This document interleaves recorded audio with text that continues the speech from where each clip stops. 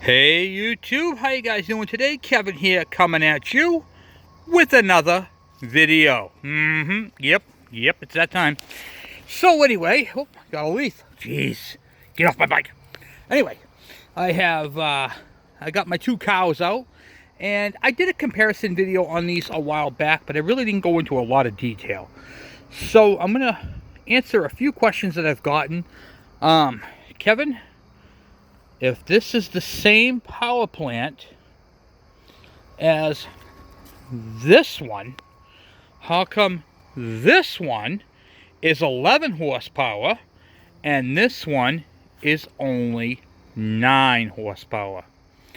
That is an incredibly good question, considering they have the same crankcase, same crankshaft, same connecting rod, same piston, same compression ratio, and pretty much everything's the same. Same carb, same ignition system.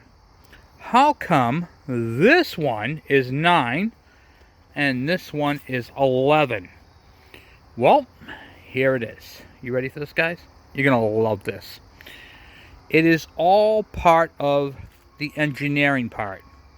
Remember when I told you guys in, well, I said a few videos, what you put in is what you get out. Okay? So check this out. We're going to start with the 9 horsepower.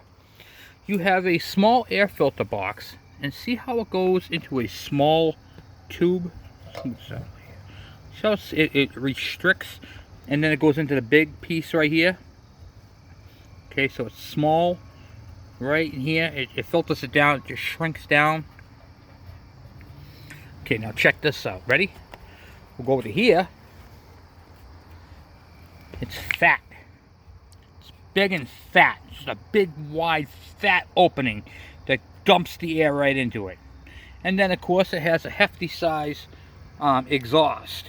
Okay, so the exhaust here is bigger, and the intake is bigger. Therefore, the air can flow into the air filter box, up through the transfer ports, and produce more power. Where this one has a smaller air intake and a smaller diameter exhaust, therefore producing less oxygen, less air to the carburetor to burn. That is why the same exact engines have two different horsepower ratings, because what you put in is what you get out. What you put in is what you get out. So there's the restrictions on that. I had a few questions, so I'm going to try to answer them. One of my questions was, what is this box on the clutch cable? See, your clutch cable comes down off your lever up front there, comes down around town to this junction box, and has two cables, one going to the clutch and the other one's going to the kickstand. There. So, right there. So, what this is a pretty cool little feature that is just one of those little things, excuse me, that Kawasaki added to this particular bike. It's not on any of the other bikes that I know of. It's just on this KE100. Okay? So watch. When you set the bike up, you got to take it off the kickstand. You grab hold of your clutch and watch what happens when you squeeze the clutch. The kickstand goes up automatically. You don't want to do this when you're sitting on the bike, but you squeeze the clutch in, and it brings the kickstand right clear up for you. Okay, so that is what that little box does. It doesn't do anything more or less than that. Does it affect the clutch? Not at all. It actually works pretty well. It's original to this bike, and the only thing that ever really happens is the adjuster snaps off like this one did, but still works, so I leave it. So, okay, one of the other questions I got was, how can you tell if you have an aluminum cylinder, and if you have a cast iron cylinder. Well, I don't have a cast iron one to show you right here. But one thing I can tell you is that your cylinder heads on all these bikes are aluminum. So you can compare the material, because the cylinder head material is the same material as the cylinders. Okay? Where the cast iron ones are totally different. So cast iron is, well, you can't use a magnet on aluminum, it won't stick. So you got that right there. You can use a magnet, I guess. You can do it that way. Or if you had it off, the aluminum one is only like 3 or 4 pounds, not even. The I think it's like 3, yeah, I think it's maybe 3 pounds. The cast iron one's like 5 or 6. So there's a significant weight difference between the two. I got another question. Can the pedcock from a KM work on a KE? No, it cannot. The KE has the 2 screws that go up and in, and this one still has the old style nipple on it. Even the internals are different. The oil pumps are the same. The carburetors are the same. Spark plugs are different. Why? Because they use a different head.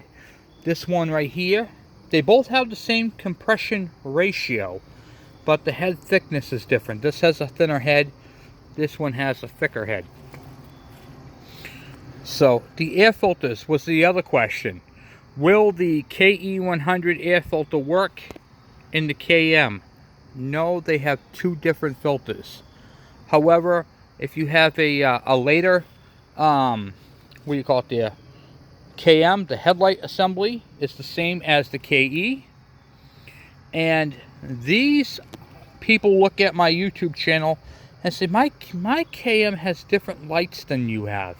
Yes, I put this style light on the bike. These are from a KE100. These are not the same as what you would find. I wanted to kind of modernize the bike because it's got the same swing arm assembly style as my KE. They're different swing arms. That one's shorter. This one's longer. But I wanted to keep the same style. In fact, it's got the same style taillight that you would find on a KE. Everything else is, all the controls are the same. You can see the controls. They are all the same as the KE. All the same. And I'm going to order another set of mirrors for this bike, and to put it an extra mirror on the bike. I just got to remove this plug, and then I can screw the mirror right in there, and it's all good to go. That is threaded. So that was pretty much what I had for questions. Got a lot of questions, and I like answering them. So hopefully that part of the video helped. And then on to part of the video number 2. Oh, and before I do that, I did get one more question I forgot to answer. Can you use one of these style vents on the oil tank? That is a great question. I would say yes, you can. However, if you get dirt in the vent, see that little vent hole? Kind of hard to see. There's a little vent hole right where my thumb is. You wouldn't be able to see the stuff in there. So I would say not. I would not use that in the oil tank. But for the fuel tank vents, they work great. I got these on Wish. They were cheap. They work great. They look great. This is the gold one. And as you can see, I have the black one as well. Right there. So I put the black one on that bike, and I put the gold one on this bike. Over the winter, I plan on doing some restoration, and I might be going with the gold wheels on this bike, changing it up a bit, and I might be going with the green on that one. So anyway, enough with that. Okay, so Now we're on to this bike right here. This bike right here I've had a lot of trouble with over the course of the time riding it. Since we thought we had the engine noise, I fixed that with the exhaust modification. I got that all nailed down. I jetted the carburetor up to an 80. And now we're going to take a look. And now I've been riding the bike to and from work about, 15 to 20 minutes. No, about 20-25 minutes each way. We put the new tire on it, got that done. Right there, you get the new Kenda. And, well, you can see the exhaust is starting to heat up. See how the discoloration? Now, I hit this with engine paint. This is common to have happen, but whenever you see a discoloration, you always want to take a look at your plug. So, a plug will tell you a story, okay? A very important story. And in order for this bike to talk, which it can't do because it doesn't have a mouth, it will talk to you by the means of the spark plug and the exhaust. So that is how a bike or any engine will talk to you and tell you what's going on. It says, hey, check me out. So we're going to pull the plug and check it out and see what we got. I have not pulled this plug out since I've been riding it back and forth after we did the exhaust modification. But I'm looking at this exhaust and I'm thinking it's going to be overheated. I know it's not fouled because I haven't had to replace it. But we're going to see what's up. Now, if it's gray, it's metal transfer, and that means that we got a major problem. It's running too lean. If it's oil soaked, that means it's getting too much oil from the oiler. If it's carbon, that means it's incorrectly adjusted. And if it's like a yellowish gold, like that color right there, it means it's got the, it's overheated. And if it's got gray on it, I think I said that already, it's got metal transfer. Okay, this plug is overheated. See how it's got the brown color to it? It's actually not severely overheated, but it is overheated. See it? It is definitely overheated.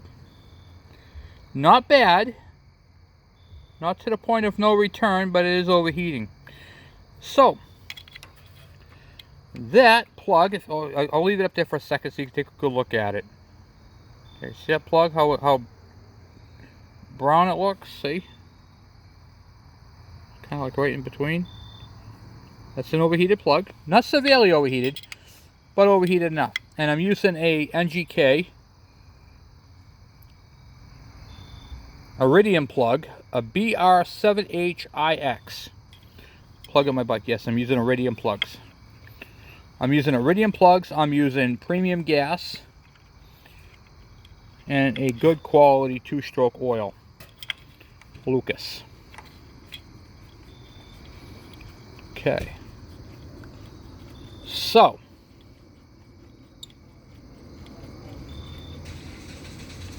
alright, get this plug back in here. Alright, I'll put that in after. So, the air fins are clear. Air flows through here and cools the cylinders down, okay? The engine really doesn't get hot. When it overheats in this area here and up top.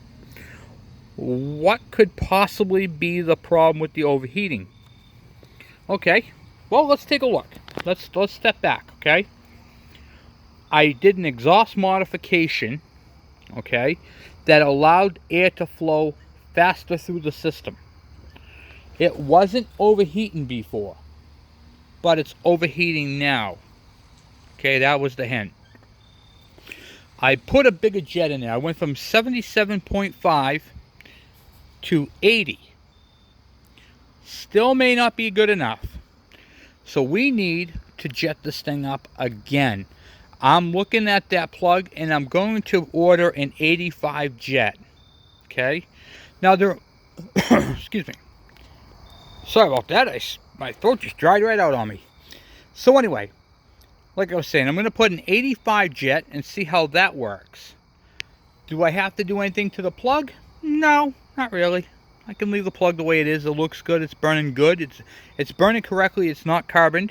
So I don't have to adjust the carburetor. At this point, I would not touch the carburetor.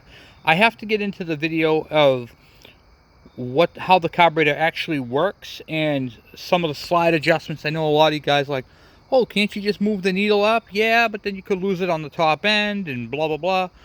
I'm going to explain to you guys how that all works in perfect detail in an upcoming video. But for right now, I'm going to do plug talk and listen to the bike talk to us. Okay, so the bike is heating up. It's not a lean condition. Okay, it is on the verge of a lean condition, causing the engine to heat up. Is it a bad crank seal? No. Is it an air leak? No. What it is it was doing perfectly fine before I did the exhaust. After I did the exhaust modification, now I'm overheating the plug. So I can do a couple things. I can change the heat range on my plug and see if that helps. So the number on the plug, this one's a 7. Okay, so the way it works is the 7, how do I put this? The lower the number, the hotter the plug. The higher number, the cooler the plug. It's backwards, okay? Like this one right here runs a number 8. So this spark plug runs cooler than, say, a number 7.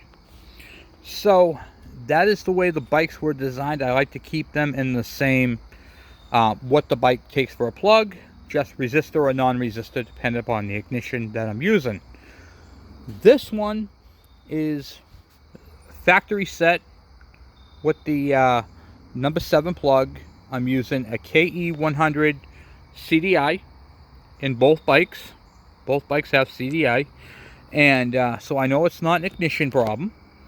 I know it's not a carburation problem because this bike has get up and go. This thing is crazy. This thing actually scares me. So what I'm going to do is I'm going to change the main jet, not the pilot jet, and here's why. One, this ain't gonna overheat at idle. It's not overheating at idle. It only overheats when I'm at full throttle. Okay, think about that. That's when you're making the most power, is when you're in the power band, you're in 5th gear and you are cruising 45 to 55. Okay, so we want to take and jet the carburetor up one more. We're going to go to an 85 and see how that works. If the jet is, if it goes 80, 85, I'm going to teach you guys how to modify a jet if I have to. I have a special set of drill bits for jets that will clean out a jet and will change the, like say you have an 80, I can actually drill this out to an 85 if I want to. I have the drill set for that. But we're not going to do that. We're going to actually replace it with an 85. So hopefully that information helps you guys. I know it's kind of complicated, but just remember, what you put in is what you're going to get out. And the spark plug and the smoke coming out of your exhaust is going to tell you a story. Listen to your motor. You'll hear the tone changes. You'll hear it all. That's when you want to pay attention. You know, if there's a problem with your bike, shut it off. Don't keep running it. This bike right here is okay to run, even though it's got an overheated plug. We're going to go ahead and up the jet. I'm going to order that tonight, get that coming, and then go from there. So same thing with this one right here. This one right here has been doing absolutely excellent. Actually, let's pull the plug. Let's take a quick peek.